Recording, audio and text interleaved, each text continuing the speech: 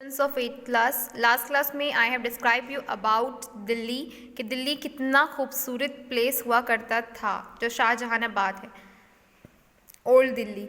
But आप लोगों के दिमाग में ये आया होगा कि अचानक से ऐसा क्या हो गया, तो हम यहाँ पे इमरजेंसी ही पढ़ेंगे कि दिल्ली में ऐसा क्या बोल सकते हैं वाकया पेश आया जो शाहजहानाबाद। ओके, तो यहाँ पर ब्रिटिश रूल कैसे आया इसके बारे में हम जानेंगे, क्योंकि आपको पता है कि ब्रिटिश उस टाइम पे कहाँ थी। ब्रिटिश पूरे अपने जो हेड बना चुकी थी टेरिटरीज़ की, कलकत्ता, मद्रास, बॉम्बे, ये उनकी फोकल पॉइंट्स थे, यहाँ पर वो अपना काम कर रही थी। तो फिर उन्हें अचानक से इस साइड क्यों आना पड़ा। सितंबर 1803 में क्या हुआ कि जब EEIC gain control over Delhi after defeating the force of the Scindia chief of Marathas, जब इन्होंने मराठा से एक अपनी जीत हासिल कर ली, तब यहाँ पर EECI ने कंट्रोल पा लिया था। एट दिस पॉइंट कलकत्ता उनका एक कंपनी का मेन टेरिटरी हुआ करता था, and Delhi was not among in most significant administrative and commercial center. So it allowed the Mughal Empire to continue living in the palace complex in the Red Fort.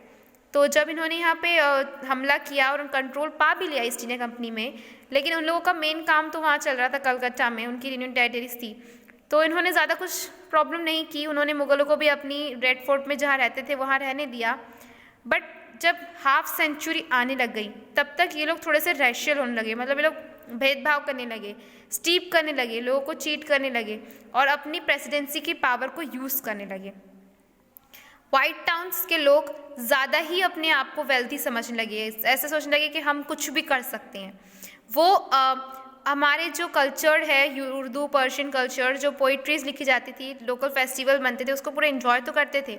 But 1792 में Delhi college was established, और यहाँ पर एक Delhi college बनाया गया और growth की गई साइंस एंड ह्यूमैनिटी के टाइम पर।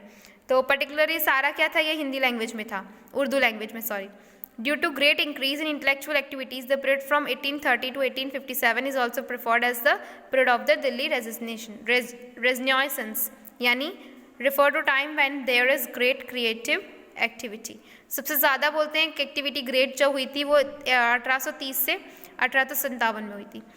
फिर यहाँ however this phase did not last for long. Relation between the company and the Mughal Empire in particular and the Delhi resident in general turned sour. अब यहाँ आपको पता है कि सब कुछ इतना अच्छा तो हो नहीं सकता था, क्योंकि वहाँ ना ब्रिटिश चुप बैठने वाला था और ना मुगलों को अपना शासन करने दिया जा रहा था। तो यहाँ पर इन लोगों के जो रिश्ते थे वो ख़राब होने लग गए।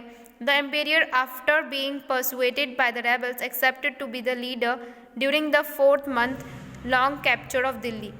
उन्होंने 4 महीने के थे लॉन्ग कैप्चर के बाद the rebel cause immense harm to the property of the company and also kill several British living in the city. 4 महीने के इतने बड़े जो बोलते हैं काम बैठे रहे वो लोग, जो मुग़ल लोग थे, लेकिन उसके बाद उन्होंने ब्रिटिश की कंपनी को हार्म पहुँचाया और जो उनके लोग थे उनको भी मारा। When the British recaptured the city, their wrath fell on only the rebels, but also on the innocent people of the Delhi. और जब दिल्ली ने इसका बदला लिया, ब्रिटिश ने इसका बदला लिया, तो उन्होंने नहीं देखा कि किसने लूट की थी, किसने मारा था हमारे सैनिक को, किसने हम पे हमला किया था।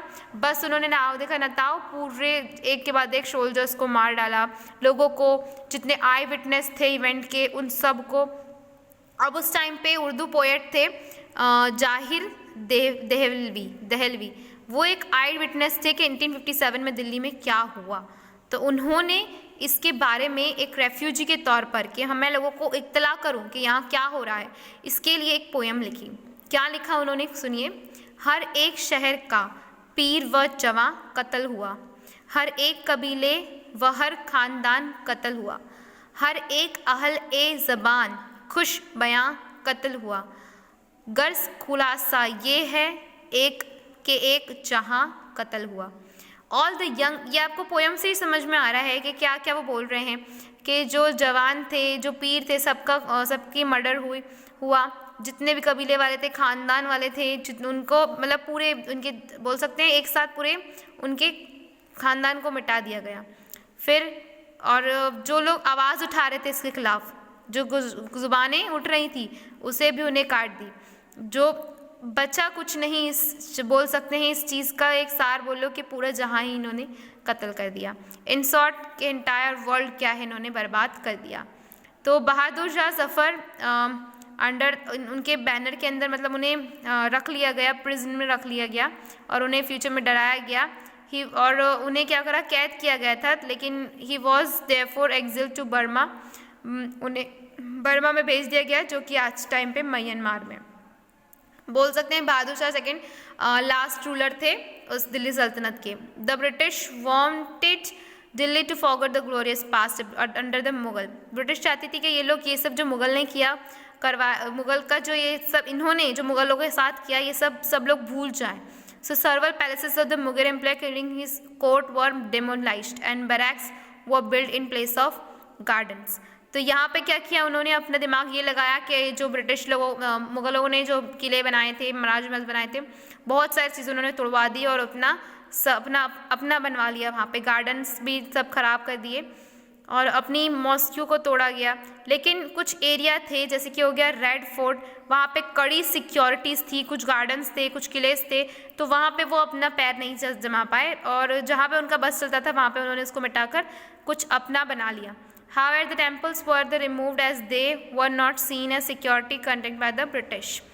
अब उन्होंने जो बोलते हैं however temple were not removed, temple नहीं रिमूव किए गए यानी टेम्पल नहीं हटाए गए क्योंकि ये not seen as British concern by the British. तो ब्रिटिश इस पर कोई ज़्यादा कंसर्न देना नहीं चाहते थे, वो सिर्फ मुगलों का जो उन्होंने किया था उससे रिलेटेड हर हिस्ट्री को मिटाना चाहते थे, तो उन्होंने टेम्पल पे ध्यान नहीं दिया।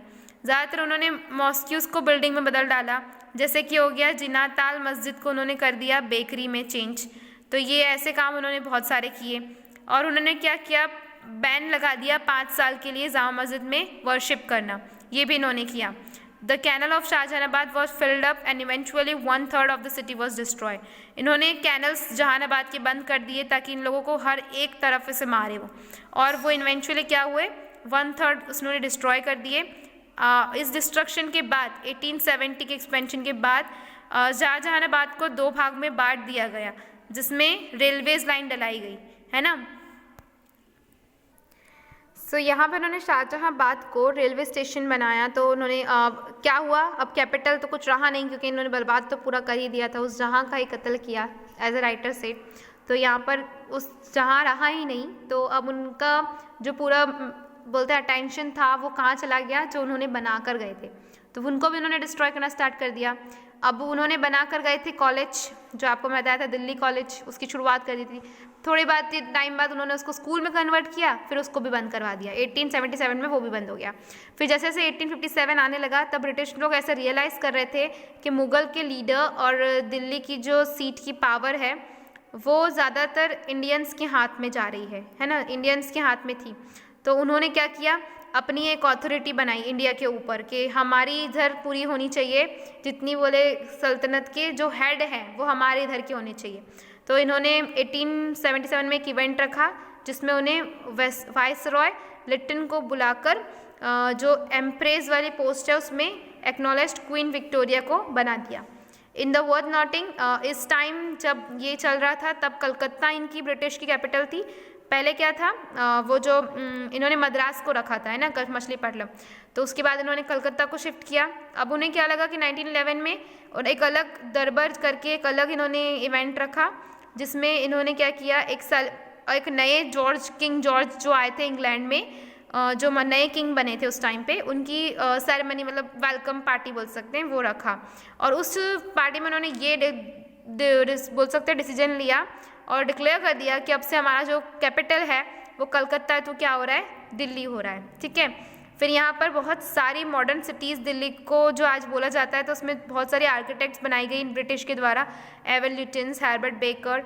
न्यू दिल्ली को दोबारा डिज़ाइन करने में लग गए, ये दोनों दोबारा डिज़ाइन करने में लग गए और इन्होंने 10 स्क्वायर मील चूज़ किया जो रायसन हिल में है, जो शाहजहानाबाद के साउथ में एरिया में, उसे चूज़ किया और उसे पहले डिज़ाइन किया, उसे बनाया, उसमें एक कॉम्प्लेक्स बनाया, इंडिया गेट बनाया।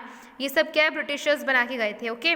सो ये दिल्ली में जो बने दिखते हैं, राष्ट्रपति भवन जो वाइसरॉय पैलेस है, and twin secretary building built on the either side of a long mill road called Kingsway now Rajpath, ठीक है। ये किंग्स वे, राजपाथ, जो वाइसरॉय पैलेस है जो आज राष्ट्रपति भवन कहलाता है, ये सब क्या है, इन्होंने ही बनवाए थे।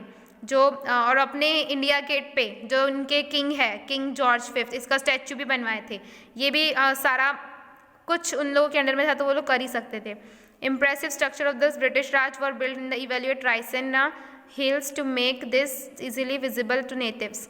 और ये लोग चाहते थे कि यहाँ के नेटिव्स इसको देखते रहे हमारे उधर से, तो इन्होंने इसको और ज़्यादा अच्छे से बनवाया ताकि यहाँ पे आने वाले हमारी पीढ़ी और जाने इसके बारे में। सो बुद्धिस्ट आर्किटेक्चर में भी बहुत कुछ यहाँ पर इन्होंने बनवाया था, जैसे सैंडस्टॉर्म, जलीस, सज्जा, chhatris, carved bracelets and elephant heads on pillar capital, ये इन्होंने बनवाया। The architect wanted New Delhi to represent a sense of law and order that would not be chaotic as old Delhi. यहाँ पे वो ऐसा लॉ एंड ऑर्डर जानते थे जैसा वो ओल्ड दिल्ली में जैसा कुछ हुआ वैसा वो यहाँ पे कभी नहीं चाहते थे। तो इन्होंने यहाँ पर बिल्डिंग ब्रॉड बनाई, स्ट्रेट्स बनाए, बहुत सारे बेंगलोज बनाए, रोड स्टार्ट्स पे ट्रीज़ बनाई, फ्रेश एयर्स के लिए ज़्यादा से ज़्यादा ट्रीज़ उगाई गई, जो मोहल्लाज है, स्ट्रीट्स है, वाइंडिंग की गई। और यहाँ पर ये हो गया, it is not a cantonment we have to lay out at Delhi but an imperial city, the symbol of the British Raj in India.